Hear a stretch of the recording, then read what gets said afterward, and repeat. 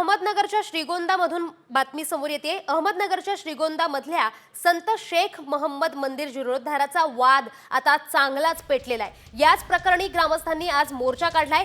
मंदिराच्या जीर्णोद्धार आणि यात्रा आयोजनावरून गेल्या काही वर्षांपासून यात्रा समिती आणि मंदिर ट्रस्टमध्ये तणाव आहे। संतांचे वंशज आणि ट्रस्टने मंदिराच्या जागेवर आपला हक्क सांगितलाय, तर यात्रा समितीने आक्रमक पवित्रा घेत मंदिर परिसर मोकळा करण्याची मागणी केली आहे। त्यासाठी श्रीगोंदा शहर बेमुदत बंद ठेवल्याचा इशारा सुद्धा देण्यात आलाय।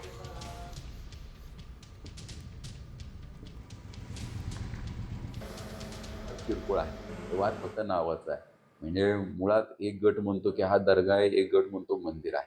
माझं म्हणणं आहे दर्गा मंदिर याच्या वादात जाण्यापेक्षा हे संत शेख मोहम्मद महाराजांनी आपल्या या भूमीला काय दिलंय याच्याकडे लक्ष केंद्रित करणं खूप गरजेचं आहे। त्यांनी जे काही संस्कार दिलेले आहेत या संस्कारांचा फायदा, या संस्कारांचा प्रसार होणं गरजेचं आहे। आणि जे आता वंशज म्हणतायत ते यथाकथित वंशज आहेत, त्यांना म्हणजे इथं मदतीसाठी आमच्या आजोबांनी आणलेलं आहे आणि त्यांनी आता आम्हालाच बाजूला केलेलं आहे त्यांनी। आणि जे पहिल्यापासून म्हणजे 1953 पासून देवस्थान असं हे ट्रस्ट आहे, परंतु या समोरच्या व्यक्तींनी ते 2008 मध्ये दर्गा मोहम्मद हजरत मोहम्मद दर्गा असं त्यांनी नाव ठेवून आम्हाला म्हणजे आम्ही खरे वंशज आहेत, आम्हालाच त्या ट्रस्ट मधून यांनी बाहेर काढलेलं आहे।